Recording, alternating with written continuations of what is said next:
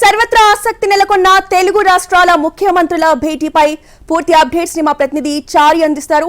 చారి, ఇప్పటికే ప్రజాభవన్ కి కొంతమంది చేరుకున్నట్టుగా తెలుస్తోంది. అధికారులు ఎవరెవరు చేరుకున్నారు? 6 గంటలకు మీటింగ్ స్టార్ట్ అవుతుందని తెలుస్తోంది. మీ దగ్గర ఉన్న అప్డేట్స్ ఏంటి? రైట్, సమావేశానికి సంబంధించినటువంటి ఏర్పాట్లన్నీ కూడా పూర్తయ్యాయి. అధికార యంత్రాంగం ముందు రావాల్సి ఉంటుంది కాబట్టి ఇప్పటికే చేరుకున్నారు. ప్రస్తుతం మనం చూడొచ్చు ప్రజాభవన్ దగ్గర సమావేశం జరిగేటువంటి ప్రాంతం ఇది. ఎదురుగా ఉన్నటువంటి భవనం ఏదైతే కనపడుతుందో దాని పక్కనే ఉన్నటువంటి భవనంలో ఈ సమావేశము నిర్వహిస్తున్నారు. ఈ సమావేశానికి 5:30 తర్వాత తెలంగాణ ముఖ్యమంత్రి రేవంత్ రెడ్డి తన నివాసం నుంచి బయలుదేరుతారు. ఆ తర్వాత ఇప్పుడు 40 గ్రాముల జీడి ఇంగువ పొడి కొంటే 40 గ్రాముల జీడి ఇంగువ పొడి ఉచితం. ఇప్పుడు 40 గ్రాముల జీడి ఇంగువ పొడి కొంటే 40 గ్రాముల జీడి ఇంగువ పొడి ఉచితం. ఏపీ ముఖ్యమంత్రి బయలుదేరుతారు. ఇద్దరు సమావేశం 6 గంటలకు ప్రారంభమవుతుంది. ఈ సమావేశంలో ప్రధానంగా రాష్ట్ర విభజనకు సంబంధించినటువంటి అంశాలను, అలాగే కొత్తగా తెలంగాణ ప్రభుత్వం తీసుకొచ్చినటువంటి అంశాల మీద చర్చ చేయాలనుకుంటుంది. ఈరోజు ప్రధానంగా తెలంగాణ ప్రభుత్వం చర్చించాలి అనుకుంటున్నటువంటి అంశాలకు సంబంధించి రాత్రి జరిగినటువంటి సీఎం నివాసంలో జరిగినటువంటి సమావేశానికి సంబంధించినటువంటి విషయాలను కనుక చూస్తే ఏపీలో ఉన్నటువంటి 2-3 అంశాలని ప్రధానంగా ఫోకస్ చేస్తూ వచ్చినటువంటి పరిస్థితి అయితే కనపడుతుంది. ప్రధానంగా టీటీడీ తిరుపతి దేవస్థానం ఏదైతే ఉందో తిరుపతి దేవస్థానం యొక్క ఆదాయం కావచ్చు, దానికి సంబంధించినటువంటి ఆస్తులకు సంబంధించినటువంటి వ్యవహారం కావచ్చు, వీటిలో 42:58 నిష్పత్తిలో తెలంగాణకి వాటా ఇవ్వాలనేటువంటి ప్రతిపాదన కూడా చేసింది. అలాగే తెలంగాణ పునర్విభజన చట్టంలో ఉన్నటువంటి అన్ని అంశాలు, తెలంగాణకి బెనిఫిట్ హక్కుగా వచ్చినటువంటి అన్ని అంశాలను కూడా తాము దక్కించుకోవటం అనేటువంటి ప్రయత్నంలో కాంగ్రెస్ అలాగే ప్రస్తుతం ఉన్నటువంటి ప్రభుత్వం చూస్తుంది. దీంట్లో భాగంగానే ఇద్దరు సీఎం రేవంత్ రెడ్డి అలాగే డిప్యూటీ సీఎం బట్టి విక్రమార్క కూడా ఇద్దరు తెలంగాణకు ఏం కావాలి, తెలంగాణ ప్రభుత్వం ఆంధ్ర ప్రభుత్వం ముందు ఏం డిమాండ్లు పెట్టాలనే దానికి సంబంధించినటువంటి కసరత్తు అంతా పూర్తి చేశారు. కొద్దిసేపటి క్రితం కూడా CM Revanth Reddy deputy CM బట్టి విక్రమార్క భేటీ అయ్యారు.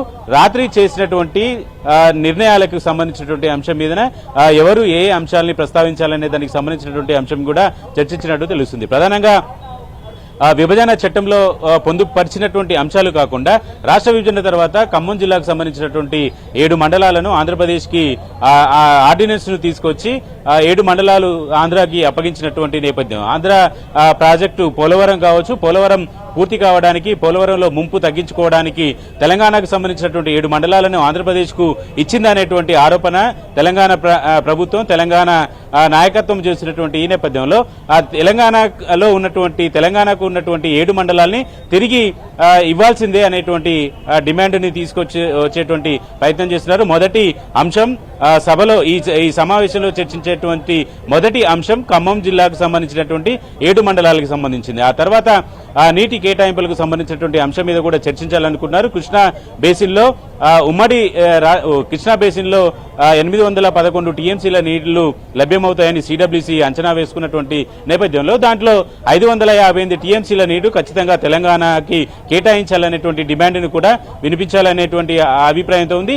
ఇటీవల జరిగినటువంటి అసెంబ్లీ సమావేశాల్లో కూడా భారీ నీటిపారుదల శాఖకు సంబంధించినటువంటి వైట్ పేపర్ ఇచ్చినటువంటి సందర్భంగా కూడా ఇదే అంశాన్ని చర్చించారు. ఉమ్మడి ఆంధ్రప్రదేశ్ విభజన తర్వాత గడిచిన ప్రభుత్వం తెలంగాణకు సంబంధించినటువంటి నీటిని దోపిడీకి గురి చేసిందనేటువంటి ఆరోపణ కూడా చేసినటువంటి నేపథ్యంలో నీటికి సంబంధించినటువంటి అంశాలు, నీటి కేటాయింపులకు సంబంధించినటువంటి అంశాలని మాత్రం చాలా బలంగా వినిపించాలనేటువంటి ఆలోచనతోటే సీఎం కావచ్చు, డిప్యూటీ సీఎం కావచ్చు ఇద్దరు ఉన్నటువంటి పరిస్థితి. అలాగే తెలంగాణకి సముద్రం పరివాహక ప్రాంతాల్లో ఆంధ్రప్రదేశ్కి సంబంధించినటువంటి పరివాహక ప్రాంతం ఉంది, అది 1000 కిలోమీటర్ల మేర తెలంగాణకు ఇవ్వాలనేటువంటి వాదనని కూడా తీసుకురావాలనేటువంటి ఆలోచనతో ప్రభుత్వం ఉన్నట్టు కనపడుతుంది. ప్రస్తుతం ఇప్పుడిప్పుడే కొంతమంది అధికారులు ఇక్కడికి చేరుకుంటున్నారు. మంత్రులు ఇక్కడికి డిప్యూటీ సీఎం బట్టి విక్రమార్క ఇప్పటికే పక్కనే నివాసం కాబట్టి ఇక్కడే ఉన్నారు. ప్రస్తుతం మనం చూసినటువంటి వెహికల్ మంత్రి పొన్నం ప్రభాకర్ వెహికల్. పొన్నం ప్రభాకర్ కూడా ఈ సమావేశం 2 రాష్ట్రాల ముఖ్యమంత్రుల సమావేశం వచ్చేటువంటి భవనం దగ్గరికి చేరుకుంటున్నారు. మనం ఎన్టీవీ ఫ్రేమ్లో విజువల్స్ చూస్తున్నాం. సమావేశ మందిరం ఎక్కడైతే ఉందో అక్కడికి పొన్నం ప్రభాకర్ చేరుకుంటున్నారు. మరి కాసేపట్లో శ్రీధర్ బాబు కూడా ఇక్కడికి చేరుకునేటువంటి అవకాశం ఉంది. ఈ సమావేశానికి అధికారికంగా చర్చల్లో మాత్రం CM Revanth Reddy, deputy CM బట్టి విక్రమార్క హాజరవుతారు. తెలంగాణ ప్రభుత్వం నుంచి వచ్చినటువంటి ఏపీ ముఖ్యమంత్రి కావచ్చు, మంత్రులకి స్వాగతం పలకడానికి రాష్ట్ర ప్రభుత్వంలో ఉన్నటువంటి ముఖ్యమైనటువంటి మంత్రులంతా కూడా ఇక్కడికి చేరుకునేటువంటి అవకాశం అయితే కనబడుతుంది. ప్రస్తుతం తెలంగాణ ప్రాంతానికి సంబంధించినటువంటి మంత్రులంతా కూడా ఒక్కొక్కరు చేరుకుంటున్నారు. ఇక మరి కాసేపట్లో సీఎం కూడా తన నివాసం నుంచి బయలుదేరబోతున్నారు. 5:45 సమయంలో సమావేశ మందిరం వరకు చేరుకునేటువంటి అవకాశం ఉంది. ఓవరాల్ గా తెలంగాణ ప్రజల ఆకాంక్ష కావచ్చు, తెలంగాణ ప్రజల లేవనెత్తినటువంటి అంశాలు, ఉద్యమ కాలంలో లేవనెత్తినటువంటి అంశాలకు, హక్కులకు సంబంధించినటువంటి వాటికి ఎక్కడ భంగం వాటిల్లకుండా ఉండాలనేటువంటి ఆకాంక్షతోటే సీఎం రేవంత్ రెడ్డి అలాగే డిప్యూటీ సీఎం బట్టి విక్రమార్క ఉన్నారు. ఇక విద్యుత్ సంస్థలకు సంబంధించినటువంటి బకాయిలకు సంబంధించినటువంటి అంశాల్లో కూడా చాలా కఠినంగానే ఉండాలనేటువంటి ఆలోచనతో ప్రభుత్వం ఉన్నట్టు కనపడుతుంది. ఎందుకంటే ఏపీ ప్రభుత్వం నుంచి 24,000 కోట్ల రూపాయలు తెలంగాణ ప్రభుత్వానికి రావాల్సి ఉంది. వాటిని పూర్తిగా చెల్లించాలనేటువంటి డిమాండ్ను కూడా ప్రధానంగా తెలంగాణ ప్రభుత్వం వినిపించాలనుకుంటుంది.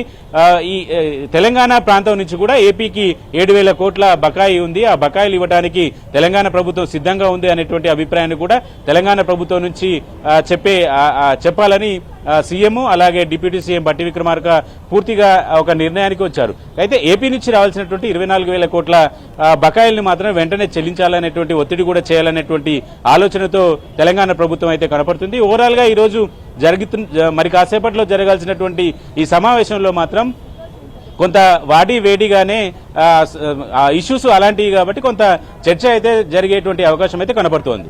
Right, thank you Chari.